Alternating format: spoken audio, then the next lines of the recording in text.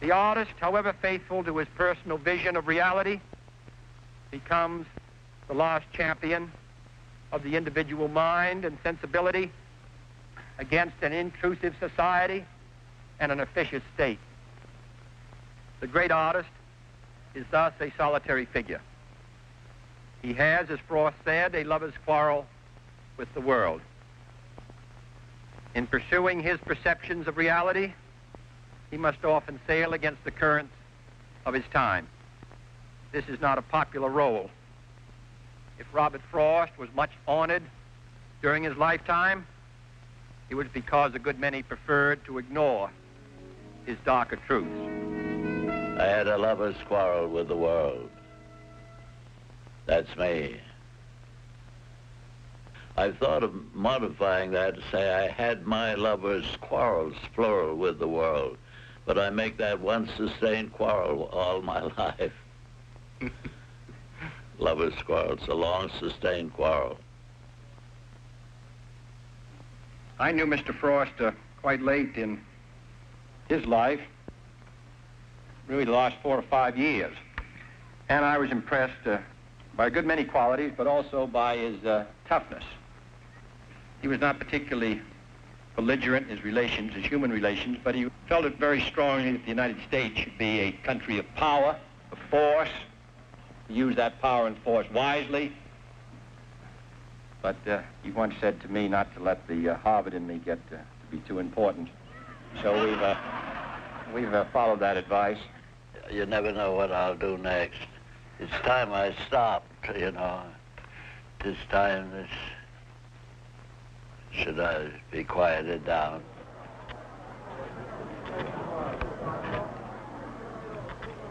This public life I've got into is more or less an accident.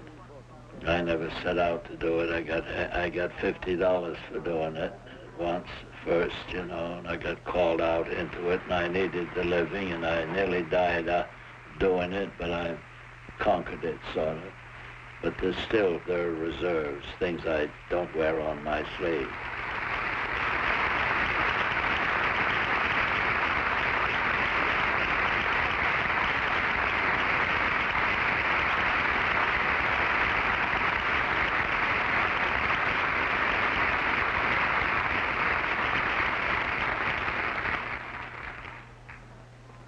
Well, very nice to be back with you. I feel as if I had a new president. Acknowledging the introduction of his host, the new president of Sarah Lawrence College, Mr. Frost is reminded of his old friend and contemporary, Vachel Lindsay. I was as happy about Vachel as we jealous poets, artists can be, you know. He was one I could be happy about. Some I'm afraid I'm too jealous of, but I really don't like him, you know. I strive to get over dislike and all that, but it doesn't come out very well.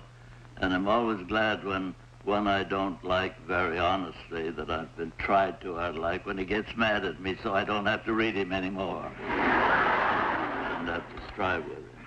It's a funny world. But Vachel was one of these very disarming people, a very good boy, and one of the real kind of genius, call it, you could say there was a little strange about him. He was a little touched, you know, but you could call it divinely touched, you know. He had something very fine about him, lofty, and did some very crazy things. He knew how to do them without trying. Some of these poets seem to me to get in the corner, you know, gnaw their fingernails and try to get a dark corner, you know, and try to go crazy so they'll qualify. And there's none of that in Vachel. He was crazy in his own right.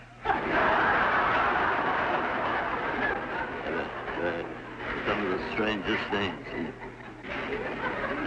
I ought to tell you what you're seeing here on this sideshow. This is a documentary film going on, and they've been in 2 or 3 of them for government purpose, and they've all been about me with a hoe digging potatoes or walking in the woods reciting my own poems, which I don't farm very much for a good many years. I have a little garden. But it's a false picture that represents me as always digging potatoes or saying my own poems in the woods. You know, this time we're going to have it right. We're going to have an occasion like this where I'm with my crowd. Going to have the crowd in it. And some other things. They were with me today on shipboard, on the Essex, the old carrier, you know. And I was with the commander, and the old subject came up of peace and wars. That's that category. And I had to have another think at it. And that always means another say to it. And I said to him, peace is something that you only get by war or the threat of war, however tacit the threat. And he nodded grimly. And that's something that we all want, the peace, and we are thinking about it. Anything like that bothers me all the time, something comes up and I say a new one to it. It appeases me for the moment. That I'd had a fresh think, the occasion had given me a fresh think. And there's usually an occasion. I don't know, meeting somebody or reading something in the paper or hearing something about the world. It's all just this one thing, a think. And the excitement you get out of having a think that you want to pass to other people.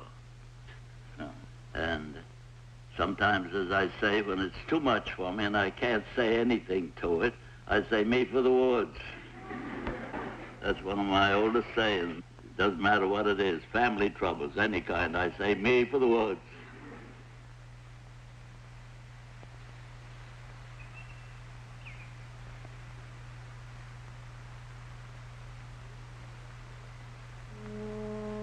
This is a regular spring thing to get here and see what's lived through the winter.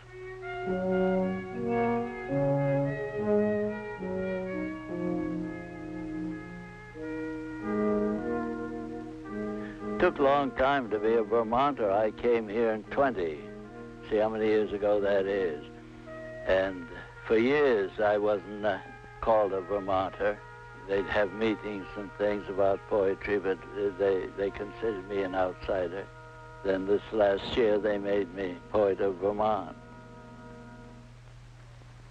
Oh, the little town of Ripton, up near the mountaintop, where city folks come and go and for a short time stop to view the mountain scenery and breathe the mountain air and wonder at us simple folks who get our living there. It is Robert Frost, the poet, put Ripton on the map, while others we are proud to know he is our leading champ. For others our esteem may go, none shall go above him, for he loves man and nature so, that is why we love him. Do you like his poetry? Yes, I like it very well. And, I think he's one of the most famous in Vermont. I think perhaps with Sandberg, he's one of the truly great American poets that we have, at any rate in my opinion. Perhaps Mr. Kennedy's. What is your favorite Frost poem? I think I like Birches. Birches. Which of Robert Frost's poems is your favorite? Who? Robert Frost? Funny world, isn't it?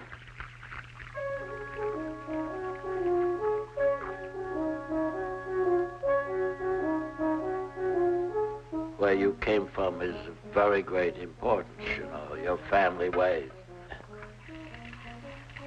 I was brought up and started life in San Francisco.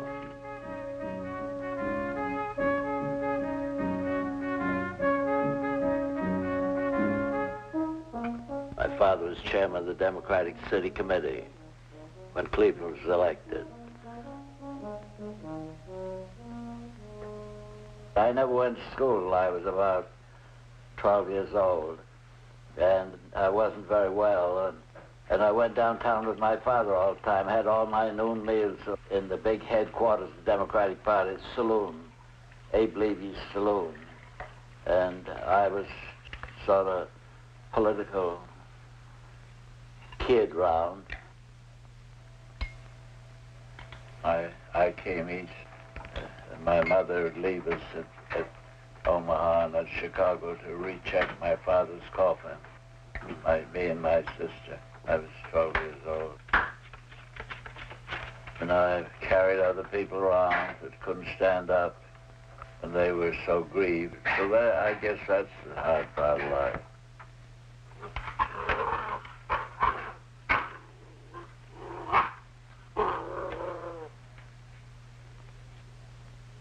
And I did everything I had to do to get by, money, a little bit, you know, working at this and that.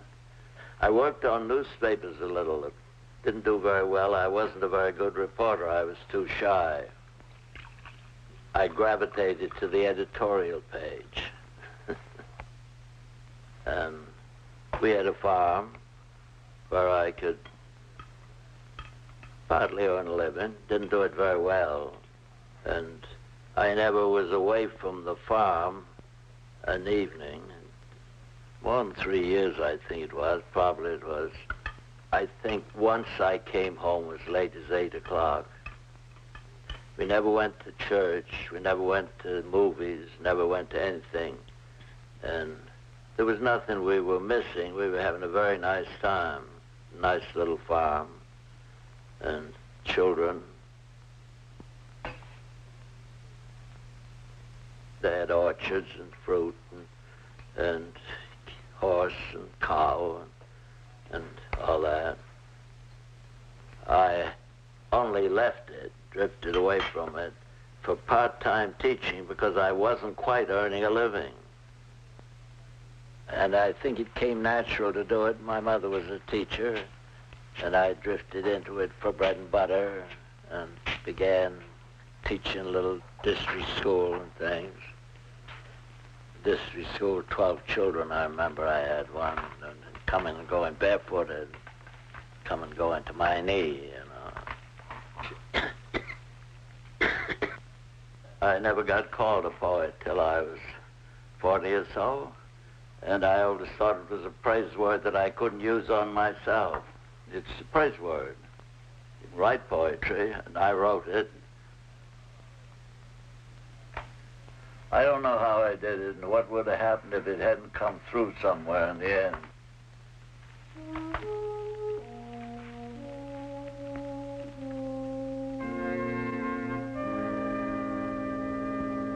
My complete works are with me here. 2 books, a little new book and a little old book. And they're about, I think it adds up to about maybe 700 pages in 70 years, 10 pages a year. Not many, but still at it always about the same a year. I don't calculate on it, but it turns out to be about that much a year, probably twice that and half thrown away. And people ask what poem you like best. The poem I like best is one somebody's just praised, or the one I've just written. Or else I say you can't tell, you don't like to tell about your poems any more than a mother does about her children. When she has 5 or 6 children, she wouldn't tell you which is her favorite. She might have one. Maybe she shouldn't. She knows she shouldn't. I said to an audience the other day, how many of you don't know, stopping by Woods, there was only one person and 2,000 or 3,000 people raised his hand shamelessly.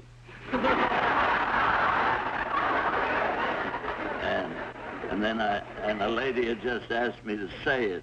And I said, what in the world do you want me to say it for when you all know it better than I do? You know, but I said it. Just out of lenience. Well, now I'm going to read to you. Now I out walking, the world desert, and my shoe and my stocking do me no hurt. See, I've got to keep that little rhyming way all the way through it. See, hurt, desert, stocking, walking, somewhere in there. Now I out walking, the world desert, and my shoe and my stocking do me no hurt. I leave behind good friends in town. Let them get well wined and go lie down.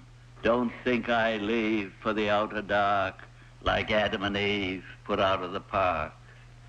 Forget the myth. There's no one I am put out with or put out by.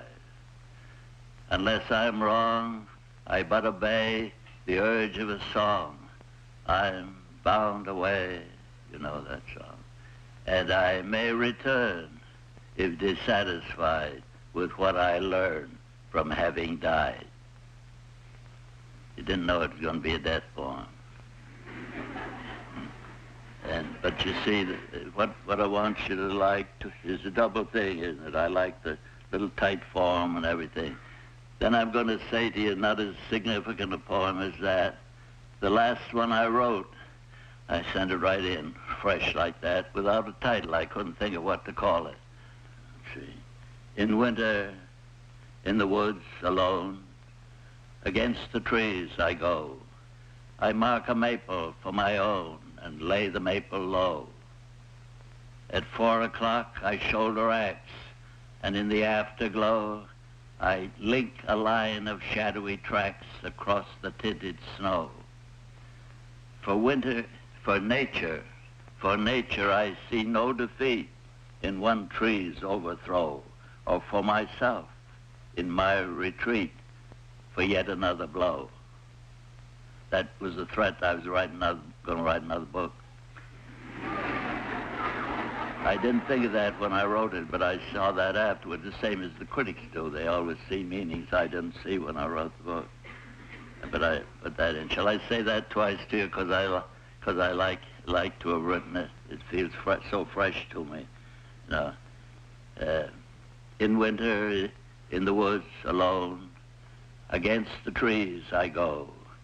I mark a maple for my own and lay the maple low. At 4 o'clock I shoulder axe, and in the afterglow I link a line of shadowy tracks across the tinted snow. I see for nature no defeat in one tree's overthrow, or for myself in my retreat for yet another blow. I've brought with me tonight, or Mrs. Morrison has brought with me, 20, 30 copies of it to give. She's going to give you each one. Carry away in my handwriting. I wrote it this morning. I never know where I'll write or what I'll write. I remember once in Wilkesboro, where I never was but once in my life, Wilkesboro, Pennsylvania, stuck there, changing trains something. I had to go to a hotel, and I wrote one of my best poems right there in that hotel, standing on my head. There's a curious state of comes over you, that's all. But some people like to think it starts with a phrase or something. I think it starts with a mood. As Poe said somewhere, you know, he wrote lots of prose, and he had a hard life and died at 40, the poor boy. But he said he never touched the poetry except when, you know, with something sacred touch. And that's a strong word for it, but that feeling that you never do it unless you never do it to pay a bill, because you probably won't. And yet it comes to market in the long run, you know, and you can't write it that way. If I ever thought when I was writing anything that this would settle, you know, pay the gas bill or something like that, I couldn't write it. But I do think in the middle of it, the only self-conscious thought I ever have is this seems to be going pretty good. See, good luck, another step, you know, still going. Just like skating on thin ice, you know, where you might go through and fail, but it's still going. once I'm going, I go the same as it goes. I think it's like starting a sled at the top of the hill where they've worn the snow through too much, and it goes hard to start, but you get right over that gritty place, and a go she goes. You get right on and ride. One of the best ones I ever wrote. Isn't it? Yeah, it's good fun. I had a little bit of trouble with the last stanza to get that the way I wanted. But the first two were just slick as grease. That's one of the happy accidents, you can call it. You know, that's what you go into a poem for. See that alone and that own and that go and that low. Then I've kept glow and snow and overthrow and blow all the way through. It's quite a feat. You don't make anything of the fact that retreat rhymes with defeat, then? Oh, no. I value that on you. You can't really suspect me of just putting retreat there because of the rhyme. Can you? Well, it's a hard question. Yeah, well, that's the way it ought to be. We retreat. We don't escape.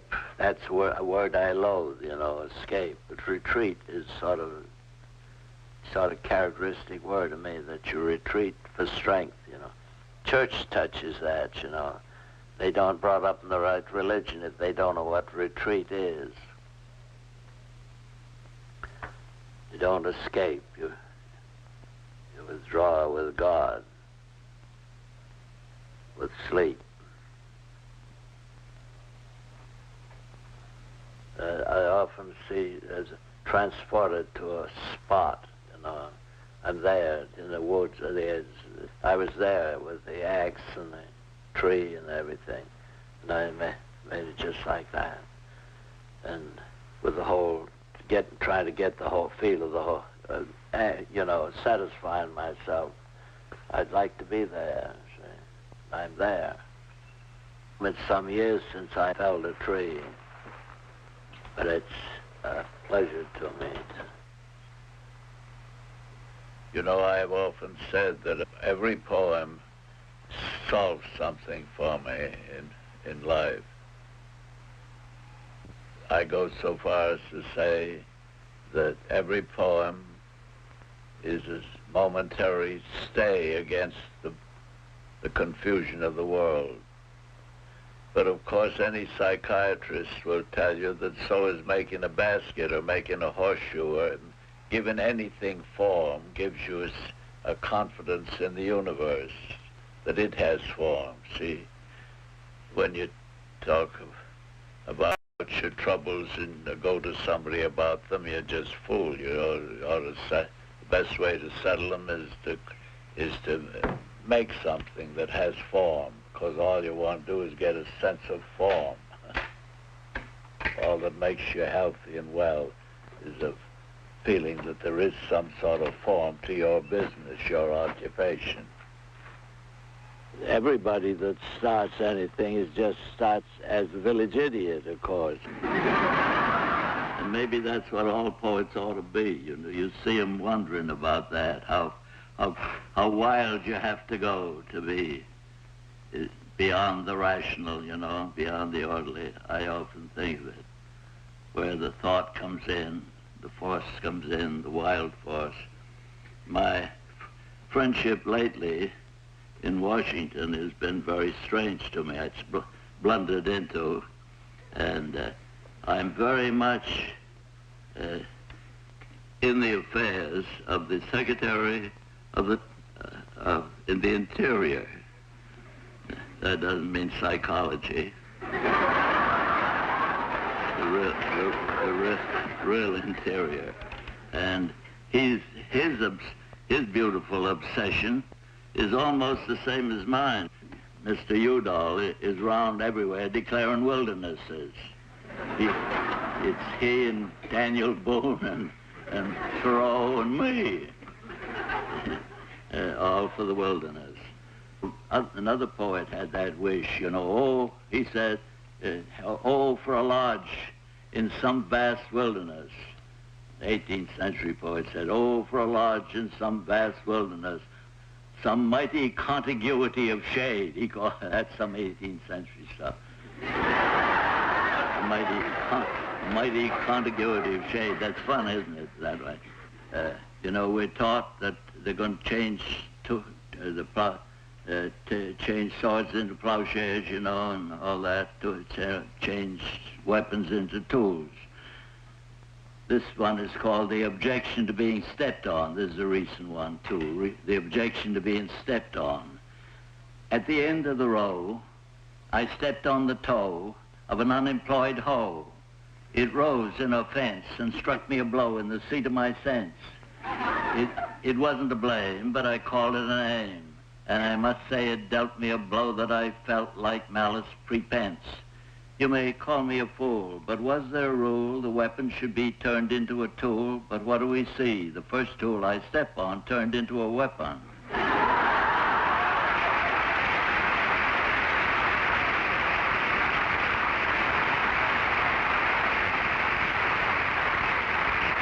Then this full one, let's vary it a little bit. This is an old one, too. Been around almost as much stopping by woods. It's called Provide, Provide, like that. Terrible. The witch that came, the withered hag, to wash the step with pail and rag, was once the beauty Abishag, the picture pride of Hollywood. Too many fall from great and good for you to doubt the likelihood. Die early and avoid the fate.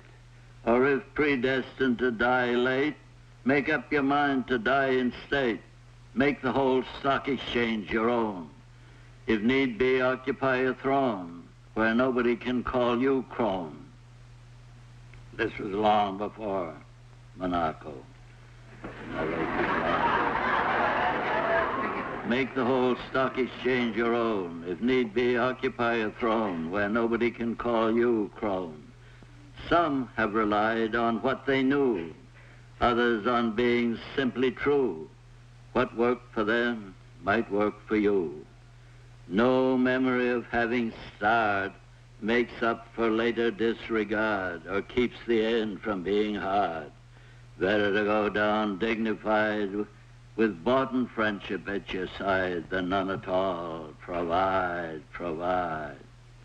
I've read that here before, and I've told what happened once in Washington. This was in the old times down Washington, and in front of me was a very important man, not quite the most important, but very important, and he was right down front. So I wound us up, I said, better to go down dignified with boughten friendship at your side than none at all. Provide, provide, or somebody else will provide for you.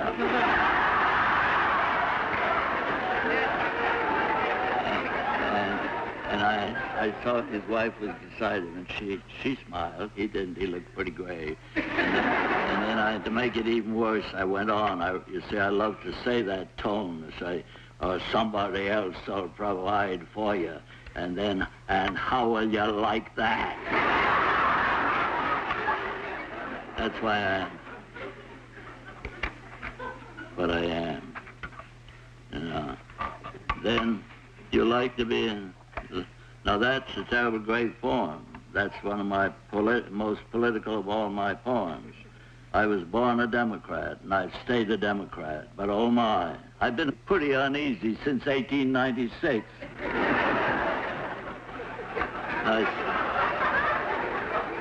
I said to the president, I said, I admire you so much that I wish I was a better Democrat than I am. I'm a Democrat, but that's something the matter.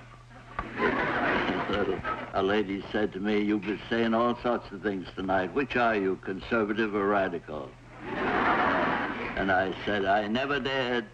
This is my one free verse poem that's been kept to go, and I put it in my book. I liked it so well. See, I reached one of those points I speak of, a new think.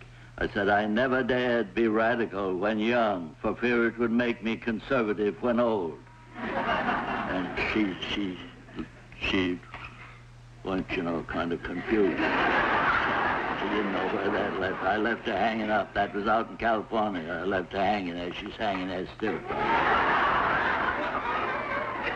I'm not a reformed Democrat or a reformed Republican or a reformed communist or anything. I'm just as I always was.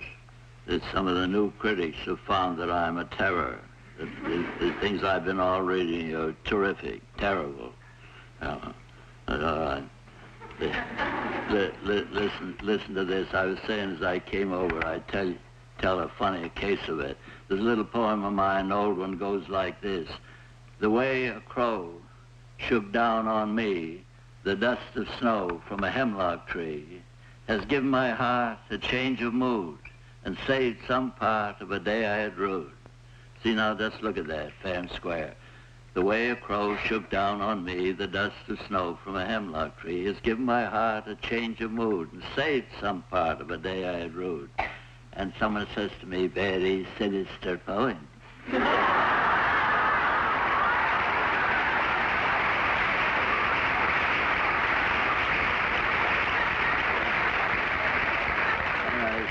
Sinister?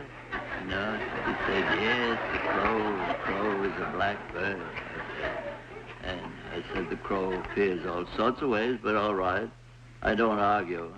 And then he said, and I said, what more? He said, the hemlock tree. And I said, here, hemlock tree. And he said, what, Socrates? Socrates, you know, death of Socrates. And, you know, you get surprises in this world. I never thought of that. I live with hemlock trees, and it's not the weed that Socrates drank at all, you know. And it's all around us, the trees. I'm partly just putting there as much city as I am country, but I am a little more country than city. And I know what a hemlock tree is.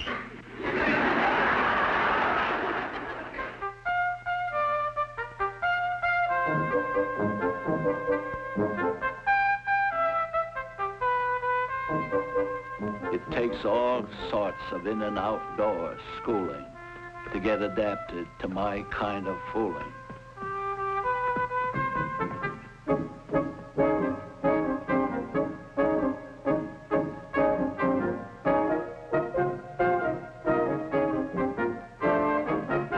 Sometimes I feel very brazen. Then sometimes I'm scared. I don't know why. I think it's because of some lack of some sustaining positiveness that I want to do something to people. If I don't have that wish to do something to them, I feel sort of scared. I always felt that with the class, too. Not tell them something, but do something to them. Do something to them. Then I was good. One of my favorite ways was to scare them about what it was to have what I really called an idea, to say what Ringlardner calls a bucketful. Say something that is something, you know. They write these perfunctory papers that don't have anything in them, not one crack to the carload.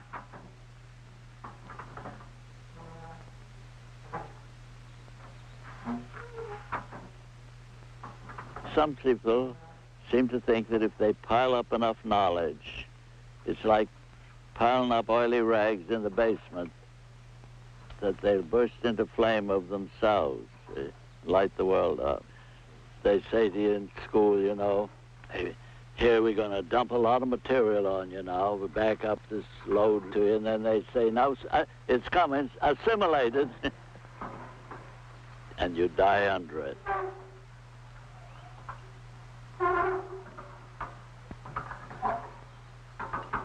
The accumulators.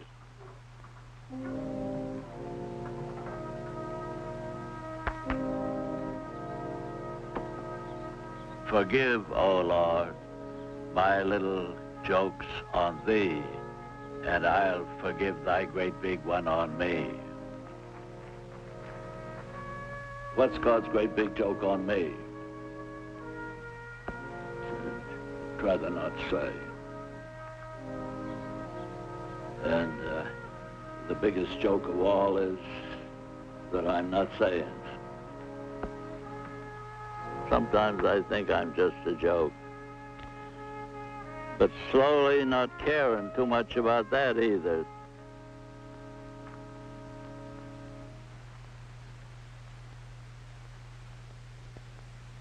The gamble of life takes bravery, doesn't it? They tell about one soldier beside another charging up Mary's Height at Fredericksburg. He said to him, "You're scared." And the other fellow said, "Yes, if you were as scared as I am, you'd run away." But you got to be brave and you got to be bold. Be brave enough to take your chance on your own discriminations. What's right and what's wrong, what's good and what's bad. I suppose the most terrifying thing of all would be unjustly shot against the wall. Whether your legs would fail you and all that, you wonder, what your courage is.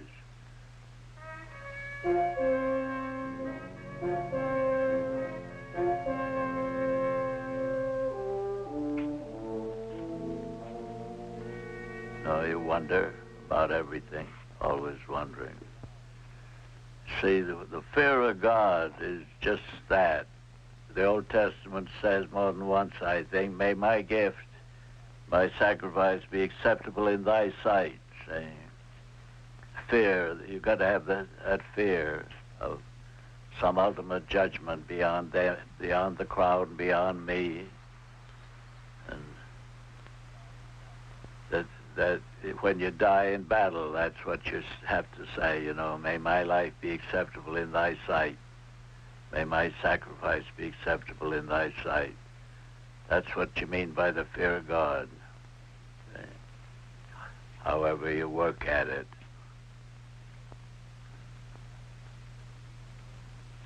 No matter what you do, your work, your poetry, your life that you bet on, succeed or fail, may it be an acceptable sacrifice on that altar.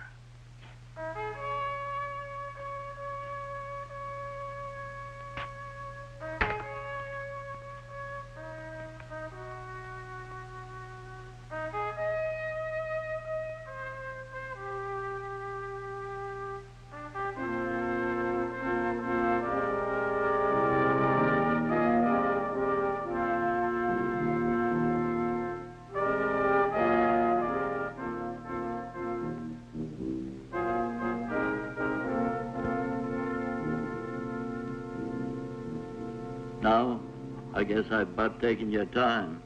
I'm warned against wearing you out. Yeah, say good night to you.